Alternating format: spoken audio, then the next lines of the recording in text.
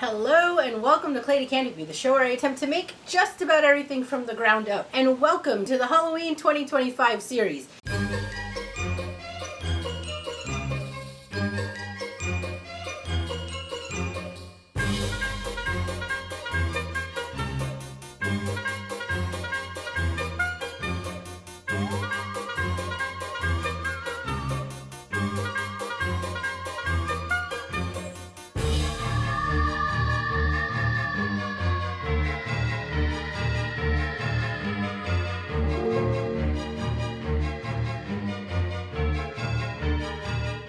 In this video, we are going to be making this candy garland. So come on, let's do this. To make the base of my candy shapes, I'm going to be using some packing foam.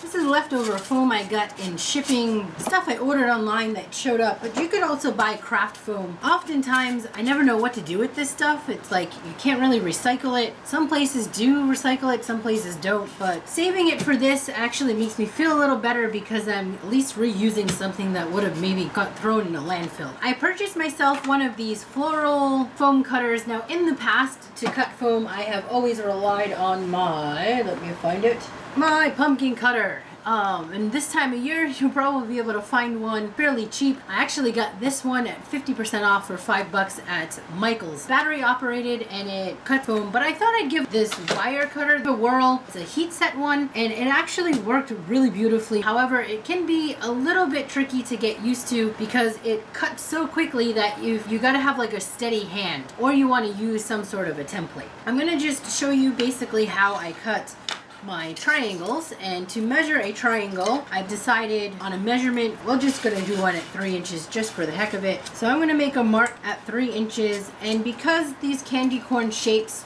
are much longer than they are wider, you want to make sure your length is a little bit longer. So I went with 3 inches in width and 3.5 in length. Now I'm going to mark my center point, so half of 3 is 1.5 from my edges. Mark that center point down here. So now I'm going to take corner to corner,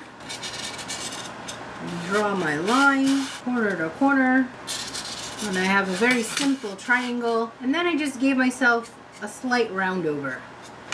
Now one of the things I realized with this cutter is it leaves a little bit of residue when you use it, so I also have a towel kind of wipe off the excess residue that I'm not using. I'm going to stand because I don't want my face in the steam of this. I did this sort of on an edge of a table while I was testing this out. I'm going to try cutting it with this firm tip meeting the table. Now this is a junk table for me, so if it burns a little bit of the table, I don't really care. If you are doing this, I recommend putting something you don't care about underneath it, like a piece of marble tile, because it'll help absorb the heat. I keep a piece of tile to do soldering jobs on, or you can use a piece of wood as long as you keep an eye on it that you don't end up with burning. So I'm going to use this as my guide to keep my knife flat. And you can see it should cut fairly easily. If you're meeting any resistance, give the knife a minute to sort of do its job. And there she is, ready to go. Now if you're unhappy with this, you can take a bit of sandpaper to kind of clean it up. And this is what I mean by it left a little bit of that residue, so I've just been having a junk towel or a rag to sort of wipe off the extra. I'm going to try it out with one of these circles. It says you can use a template, and I've not used a template. You can see that the tip of it didn't do any harm to my work table here, so I'm okay with that. And again, if it did leave a little charring, I really don't mind. This is a work table. I wouldn't do this on your fine furniture, that your dining table that's antique or anything like that. So not as clean with the circle there. It started out all right. Seemed to have gone a bit awry.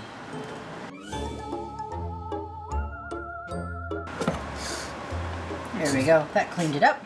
For my candy corns, I'm going to be using this quick dry tacky glue. It's basically tacky glue, but it just dries a little faster than your normal tacky glue. And I have some yellow felt, some white felt, and some orange felt. I took a rectangular shape, folded it over, decided how much I wanted, just kind of eyeballed and said, okay, that looks like a good amount. And then I gave myself a little marker, the quick and dirty way without least amount of measuring. Gave myself a decent line, and cut this.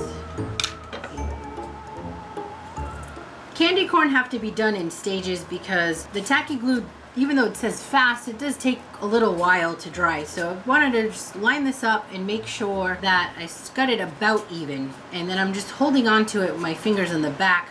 And I'm gonna put a little bit of this glue. I'll put it on the edge of this felt. That way I can make sure I really get the right part without any little bit of extra overages. And I'll put a little on the back end and some in the middle. Fold that over. And to help hold it in place, I have just been using some sewing pins, and I've been inserting them at an angle into the foam because I don't want to push them through the backside because I need to work the backside. Now the key with this is you want to remove these pins once the glue is tacky but not fully dry. The ones that I have left overnight, unfortunately, got stuck and I had to use a pair of pliers to remove them. You want to make sure that you catch the glue right at it's tacky enough to stay on its own but isn't fully dry to where it like glued your pin in place. So I got this side down. Now I'm going to go ahead and let's get these out of the line of vision, make it a little easier to see. And again, come in at an angle.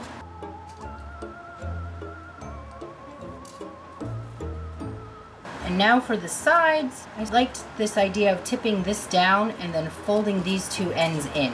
And then it gave me just a nice sort of finished look there. So I'm going to go ahead and add some glue to that.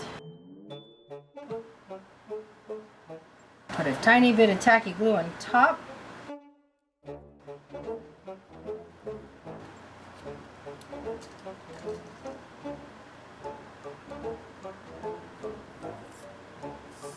For the orange, I went, looks like 1 3/4 inches. So I just cut myself a strip. I'm using my invisible ink marker so that it'll disappear. It disappears when you get it wet. So after all of this dries, you can just take a little bit of water and remove any marks that were left behind. This is going to be the next layer, and for this one I laid this down underneath it, made sure that I overlapped slightly. I wanted to make sure I got at least half of the amount, so I'm going to eyeball this laying down about half of the amount, and I'm just going to run a parallel line. You can measure. I'm just eyeballing the edge of my styrofoam, and then I'm going to do the same here and eyeball a parallel line. I'm going to cut off this shape. And then I'm going to add this layer, put a little bit of glue here, add some glue here.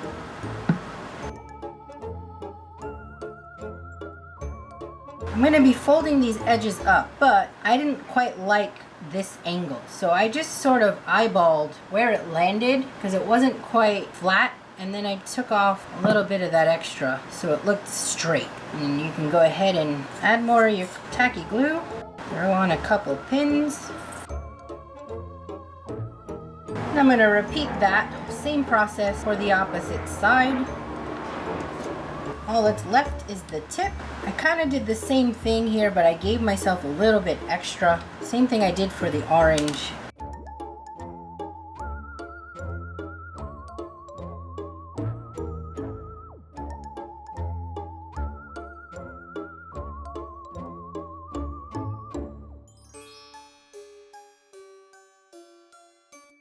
For the circles, I used my Cricut to cut out this candy swirl pattern, peppermint looking pattern, and I just did a quick search on Google for a silhouette of a candy pattern, and I turned it into an SVG file. Now you don't have to go through all that trouble. You could just print out a picture of the candy and blow it up to the size that you need it and just use it as a template to cut, or you can just freehand your own little swirl. But since I had the Cricut out, I figured might as well throw it on there, have the Cricut do the work for me. So I'm just going to go ahead and use tacky glue to get these glued onto this spot. And I'm only going to do one side at a time. This way I don't have to deal with any pins. I'll be cutting off any of the extra. Now the candy corn is going to be out and exposed as is. However, these candies, I'm going to be wrapping them in some tulle so that it looks like a wrapped piece of candy.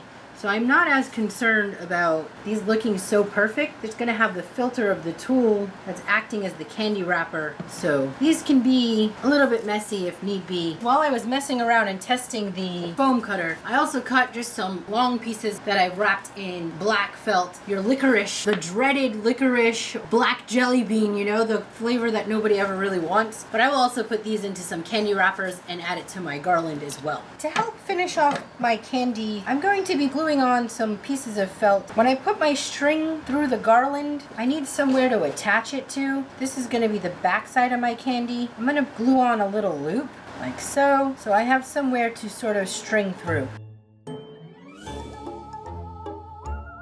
I have been wrapping my candies in some tulle, and I also had the licorice looking things that I saved. And I did put in the same type of tabs that I put in on the candy corn. So I'm gonna go ahead and show you how I went about wrapping these. I thought about maybe tying them with a little bit of ribbon or something here, and you certainly could do that, but I wanted it invisible because if this was a true candy, it would have been just twisted closed. So I've been using my super glue, my CA glue. This is Bob's BSA. I use this a lot for model making. You can order a fairly large size of this. When you buy like the little containers of super glue, the regular super glue, you only get little bits of it. But if you look up CA glue instead, you can order larger batches of the glue. You can pick up a kit that comes with an Insta set. The Insta set really sets it like within seconds. I'm gonna go ahead and get my candy wrap. And I decided I liked the little bit of overage on the front with the black one. For the orange ones, I put the overlap in the back. Start my overlap here. Trim my tool because I got a little bit too much. And this is very easy. So I got my overlap here, and because this is going in this direction, I'm going to twist in that direction. Give myself a decent twist. Hold my twist. And if you can't get this action going on with your hand, you can get yourself a little helper to help hold it maybe for you. I'm just gonna put a little bit of glue, and then I'm going to spray it with my Instaset. And then I just kind of gave it a little bit of an extra twist. You want to hold it until it's no longer wet looking.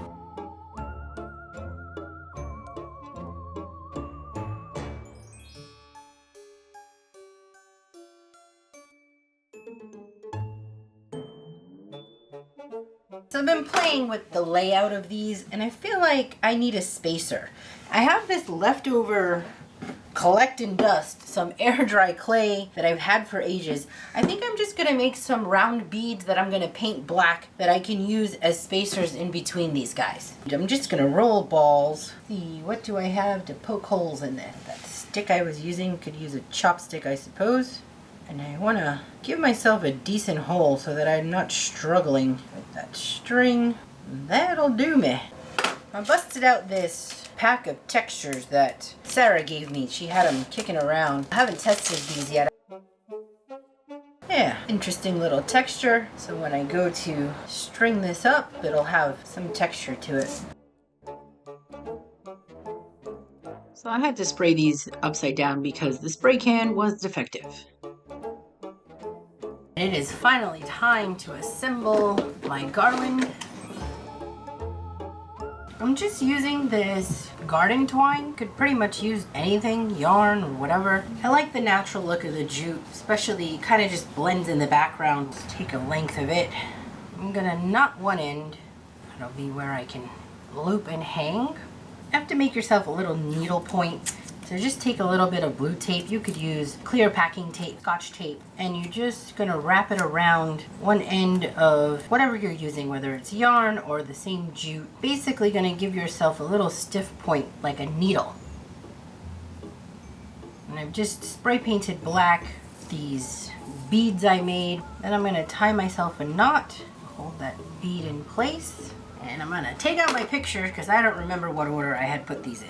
We got licorice first, then a candy corn, one of these guys, another candy corn. Might as well line it up in order, that way I don't confuse them. One of these, another candy corn, another one of those, candy corn, that one, that one and the licorice. Okay. I'm just gonna be using the knots to stop my piece from getting zigzagging around, and this is it. I'm just threading it all up, getting it into position, giving myself a little room, and then I'll tie a knot. I'm gonna tie the knot where the spacer's gonna go. The candy piece itself can have some room to move, but then the spacer is not gonna be able to shift.